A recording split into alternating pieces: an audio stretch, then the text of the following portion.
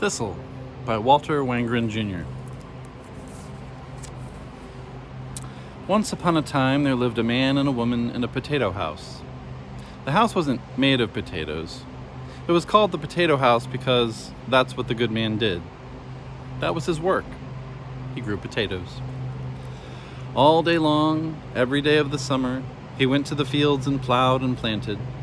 He weeded and watered potato bushes, and when the leaves turned brown, he dug in the earth. He dug to the roots where the potatoes grow and pulled out bushels and bushels for people to eat. But every day, too, exactly at noon, the man went back to his house, threw open the door, and hollered, "I'm hungry, good wife. I'm hungry and ready to eat. Let's have potatoes." It was a happy life, and they were happy people. There was only one thing that made them sad. They had no children. In the afternoons, when he weeded the fields and she made soup in the kitchen, the man and the woman felt lonely for children. So every night, they folded their hands and prayed, "Dear God, do you think we could have a baby or two?" And very soon, they did. They had a son. He was a tall lad. He stood like a tree, slender, straight, and proud. His head thrown back, his nose on high, his eyes as green as needles. The man and the woman called him Pine, and they smiled because a family of 2 plus 1 is 3. But soon they had another son. This boy was very strong. His legs were like 2 trunks, his back like the bark of a mighty tree, his arms all hard with muscle. So the man and the woman called him Oak, and they laughed because 3 plus 1 is 4. Again, God answered their prayer, and here came a daughter. So pretty her parents got tears just looking at her. Her skin was like petals, pale and pink. The blush on her cheek was red and rare, and her neck was a tender, bending flower stalk. So they called her Rose, and they wept for gladness. 4 plus 1 is 5, and 5 is such a lovely number. Then one more baby was born in the potato house. A girl, not tall, she was short, not strong, she was round and chubby, clumsy and soft and plain. This child was as plain as a window weed. The man and the woman loved her very much, but because they were an honest couple, they named her Thistle. And they said to God, 6 is a nice number, 6 is enough. So 6 is where the family stopped, and the man and woman were lonely no longer. They were smiling. They were happy.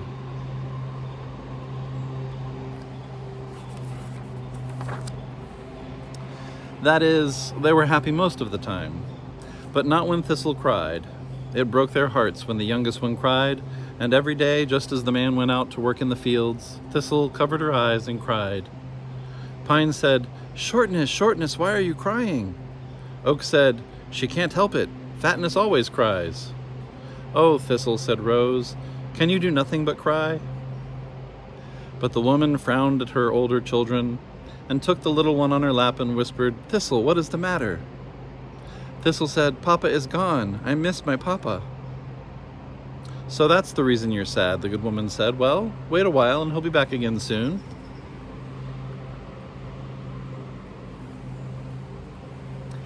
And soon he was home indeed, exactly at noon, every noon of the year. The good man stood in the doorway and hollered, "I'm hungry, family. I'm hungry and ready to eat. Let's have potatoes." Now it happened one morning that while he was digging potatoes with a sharp new shovel, the good man heard a groaning under the ground. Mmm. He got down on his knees and listened. Mmm. He began to dig the earth with his bare hands, and soon he felt a potato, a huge potato, a tuber bigger than he'd ever met before. The more he dug, the more he saw. It had rough skin and eyes all over and lumps, 1 lump on each side and 2 lumps like legs at the end of it. But this particular potato was enormous, twice the size of the man himself. Suddenly, one of its eyes popped open and stared straight at the man. The man jumped backward. He had never been stared at by a potato before. The 4 lumps jerked and started to move. Like arms and legs, they kicked the dirt, and the giant potato climbed out of the hole and stood up. Other eyes blinked and opened. 1,000 potato eyes rolled around until they were glaring at the poor man, who was so frightened he couldn't even move.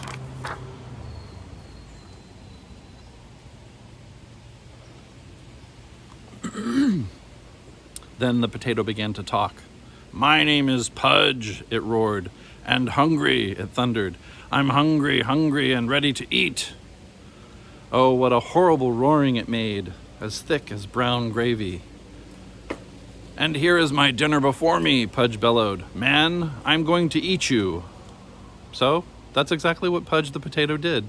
He ate the good man, shoes, shovel, and all.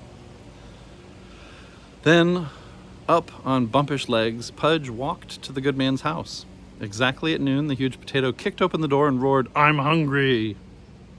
Inside the house was the man's whole family, his wife and all his children. "My name is Pudge," Pudge bellowed. "I'm hungry, hungry, and ready to eat. And woman, I'm going to eat you." Which is what Pudge did. Swallowed the woman completely down, then turned and stomped away.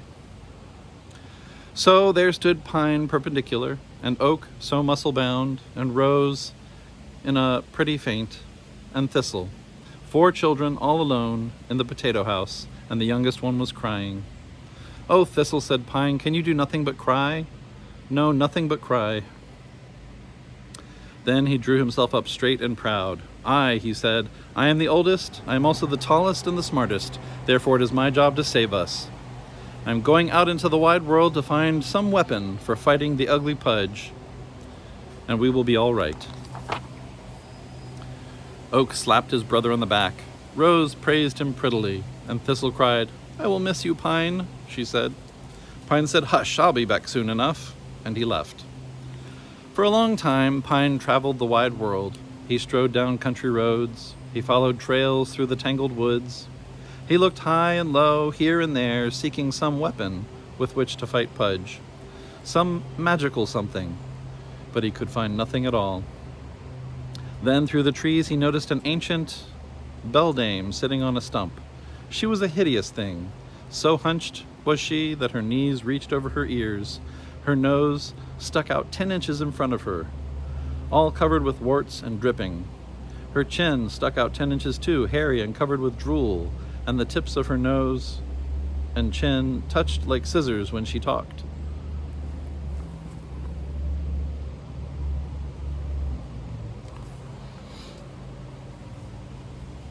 There were exactly 3 gray hairs on the top of her bald head. Worst of all, she was smiling.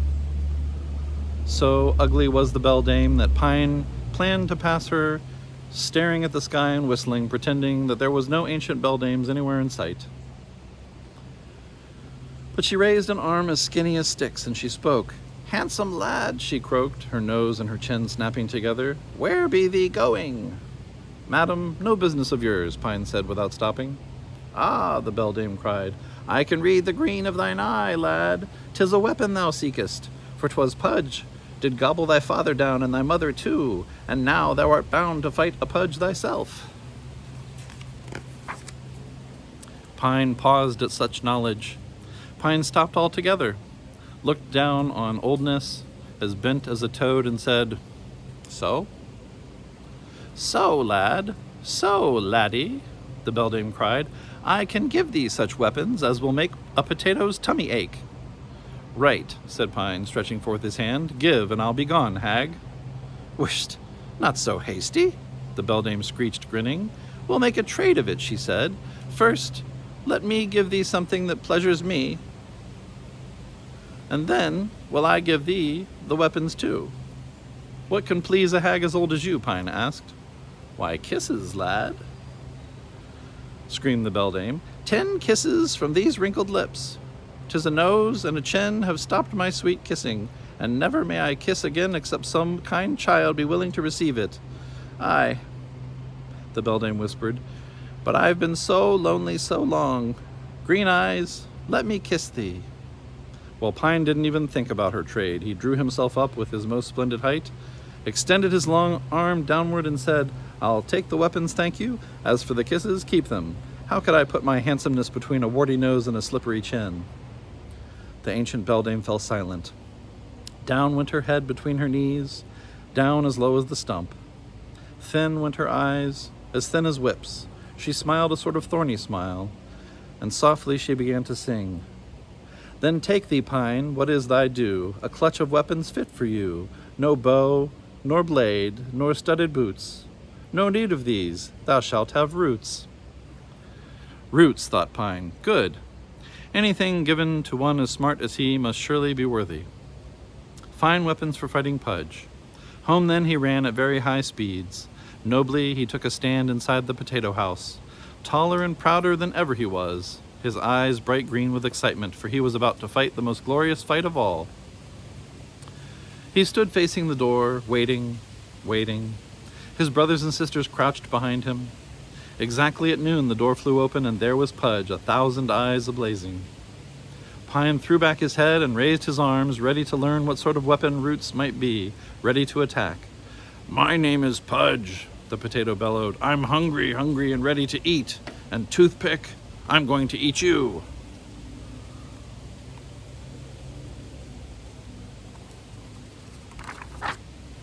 Pine tried to jump at Pudge, but he couldn't. He tried to run, but he couldn't do that either. He was absolutely fixed to the floor by Roots. So Pudge rolled forward to the poor immobile Pine, opened a monstrous maw and swallowed the fellow down, then turned and stomped away. Take 2 from 6 and 4 is left, and 1 from 4 is 3. Now there were only 3 children left in the potato house, and one of these was crying. Hush, Thistle, hush, said Oak. Can you do nothing but cry? And Rose said, no, nothing but cry. But I never cry, said Oak to his sisters. And I am strong, the strongest of all, he said. A man of few words and a man of action am I. Therefore, girls, I am off to find a weapon, to find the weapon Pine could not. Oak, Thistle called, Oak, we will miss you. I will miss you. Too late. He was already gone, marching abroad as if he were an entire army, barking the steps as he went. Hut, 2, 3, 4, hut, 2, 3, 4.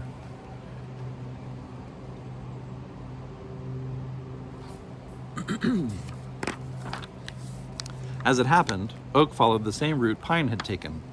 Soon then he was passing the ancient beldame on her stump, who dripped from the tip of her nose, who drooled at her chin.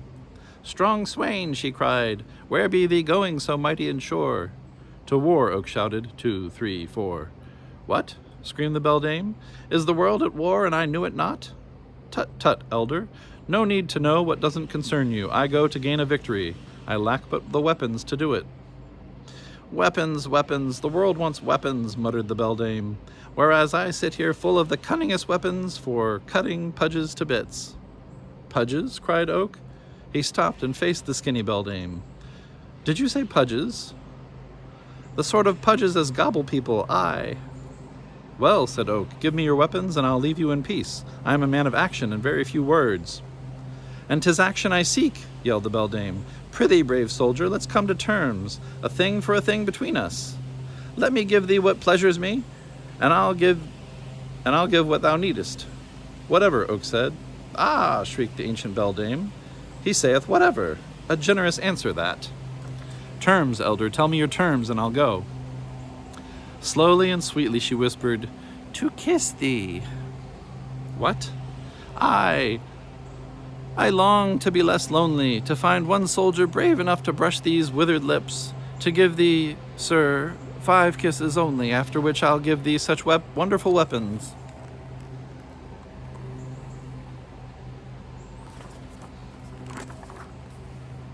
Oak made a fist and pounded his chest. I am a fighter, not a lover, he shouted. Forget about kisses, give me weapons.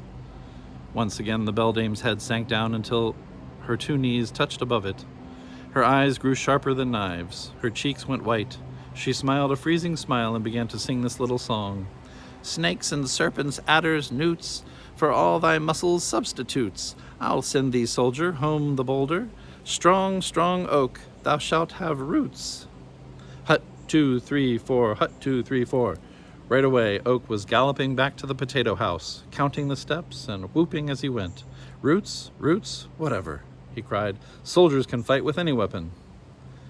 He pushed his sisters out of the way and stood 4 square before the door. Boom! The door flew open. The monstrous potato was there. "My name is Pudge," Pudge bellowed. "I'm hungry, hungry, and ready to eat. And Acorn, I'm going to eat you." If Oak was strong, then Roots were stronger. They held the poor boy so fast to the floor that he could neither run nor fight. Instead, he was swallowed, and the great Pudge turned and stomped away.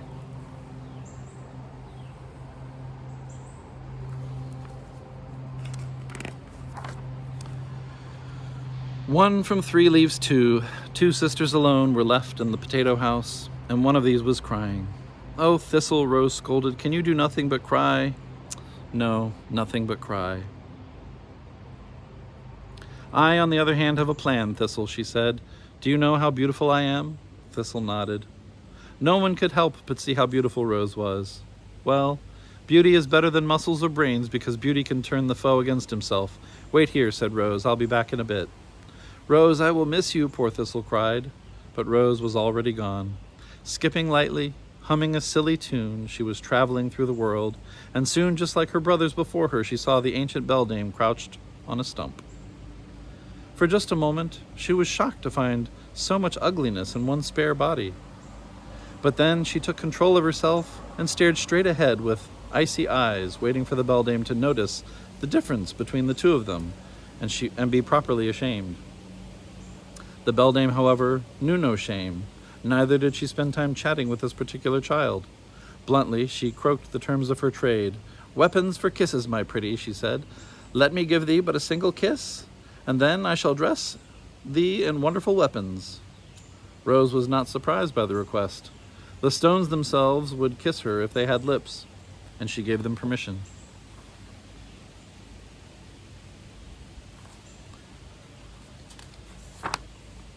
But she tossed her head and said, "Those who someday kiss me will be worthy of the favor." "That's one or two, just one or two in all the world, and you," Rose sniffed, "are not among them." The ancient beldame nodded and nodded as if this were a pretty saying, suitable for remembering. But so low did her old head go this time, her chin was scratching the ground. So slitty her eyes were that they could have cut, and so softly did the beldame sing that Rose could scarcely hear the song. "The rose that loves the rosebud best deserves what I gave all the rest. Dost love thy form, thy stem, thy shoots? Take one thing more, thou shalt have roots." Rose neither blinked nor blanched. She shrugged and said, "My brothers never knew what to do with your gift. Roots, is it? Well, I will take your evil and make it my good." The ancient beldame closed her eyes with a smile as bleak as winter, but Rose tripped lightly home again. Old Thistle told Thistle to keep her place, then turned to wait for Pudge. Exactly at noon the door flew wide open, and there was Pudge gazing with 1,000 eyes at the lovely and limpid Rose. "Sugar!" Pudge bellowed. "I'm hungry, hungry, and ready to eat some sugar." Rose showed no fear. Instead, she smiled and said, "Come to me, dear. I am sweetness indeed." As Pudge approached, then she raised her hands, and with the long, soft roots that grew from her fingers, she began to caress the potato. She tossed thin roots over the shoulders and down the back. She ran ropes of roots around the stubby arms. She had just begun to tangle Pudge in a net of tender knots, when Thistle, seeing the monster so close to her sister, screamed, "Rosie, Rosie, what are you doing?" Rose turned and shouted, "Shut up!" And in that instant, Pudge shook free. He roared, "Dessert!" and swallowed the beautiful Rose in a single gulp.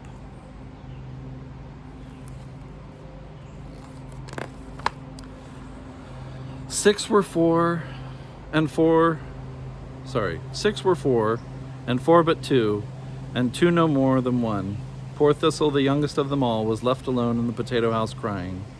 "Thistle, Thistle," she said to herself, "can you do anything but cry?" "No, nothing but cry," she said. Tears fell down like rain. Her sighs were like wind in the house. "Oh, I wish I were tall," she said, but she was short. "I wish I were strong," but she was weak. "And how I wish I were beautiful," but she was as plain as a window weed, nothing of value, nothing to use in the fight against Pudge, nothing but tears. Thistle stumbled from the house. She wandered into the world with neither a thought nor a plan. She had nowhere to go. All the world was lonely now. Potato fields were flat and empty. The sky was cold and gray, and Thistle was missing everybody. She walked and walked, crying out loud and naming the names of her family. Pine, I miss you, she sobbed. Oak, my big brother. Rosie, Rosie, pretty Rose. Just then, she heard a horrible croaking, like a warty toad speaking. I am acquainted with those, it said. Rose and oak and pine. Thistle rubbed the tears from her eyes and looked, and there on a stump was an ancient, bunch-backed beldame as old as stone and ugly. Really? The child whispered. Did you know them too? Very well indeed, the beldame croaked. Thistle went right over to her and put her chubby hand on the old woman's foot. Oh, thank you, she cried. They were my family, my brothers and sister. Aye, the beldame hissed with narrow eyes. I met them each by each, and each by each I sent them home again. Oh, mother, Thistle burst into fresh tears. But they aren't home anymore. Pudge has eaten all the height and strength and beauty in the world. What is left? What is left? Little and nothing, quoth the beldame, switching 10 inches of chin in the air, except that I may give thee something worthless to thee, but it pleasures me to give it.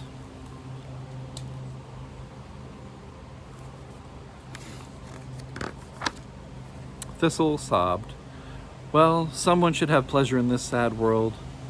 The beldame opened her eyes and stared at the child. What? She said. Wilt thou take my worthless thing? Yes. Aye, cried the beldame, and dost not ask first what I mean to give thee? Thistle shook her head. You knew my sister and my dear brothers. You comfort me, mother. I will comfort you. Child, breathed the ancient beldame, let me kiss thee. Thistle nodded, sobbing, still sobbing. Kiss me. So the beldame slid down from her trunk and reached out crooked arms toward Thistle and kissed her. Not one kiss, not 5 or 10. She kissed the child 1,000 times. Every tear that Thistle shed, the beldame kissed it. And every tear, when it was kissed, turned into a thorn. Soon Thistle was covered by tiny thorns, stem and leaf, hair and blossom, cheek and knee, and all 10 toes. And the ancient beldame smiled a very glad smile and whispered, Done. Then she sang a little song. Cap a pie and foot to brow, one child is weaponed now.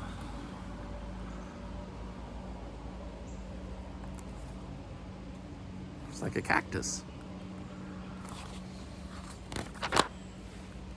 She turned back to her stump, and then, just before she entered it and disappeared, she sighed and said, Wee Thistle, thou hast blown the chill from mine old and hoary heart.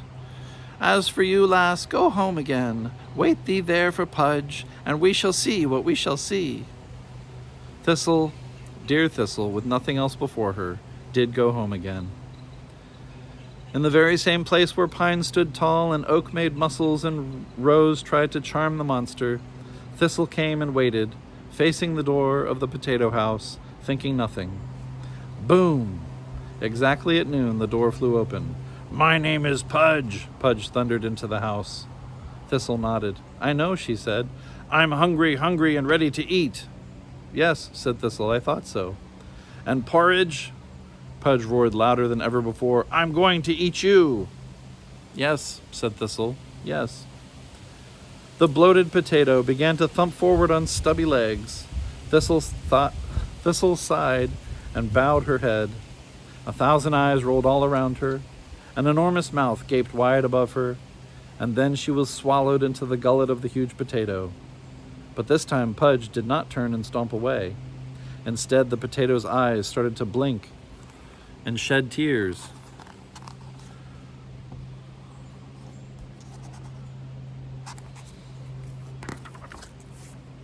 The potato's thick arms began to beat on the stomach, and Pudge was groaning in terrible pain. For the thorns of Thistle were stinging Pudge on the inside in all the tender places. What did I eat? Pudge bellowed, falling down to the floor. And what is eating me?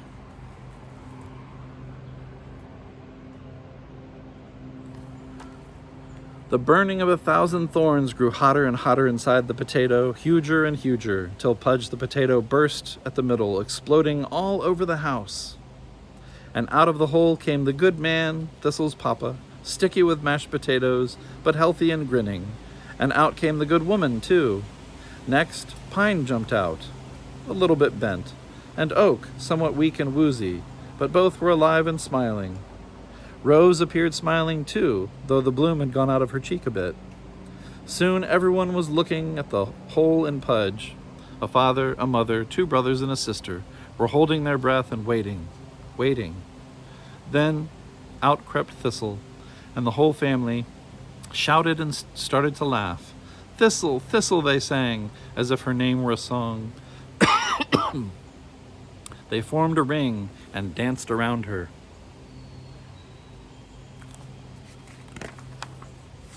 Yes, she was still short and chubby and plain, but all of her thorns had turned into dimples, and dimples are lovely. Dimples are things that people love to touch. So her sisters and brothers and mother and father touched and hugged her very much. Oh, Thistle, you could do nothing but cry, but tears were the best weapons after all. So then, 6 were 6 together again, and all who lived in the potato house were happy indeed. And Pudge? Well, of Pudge, they made potato soup.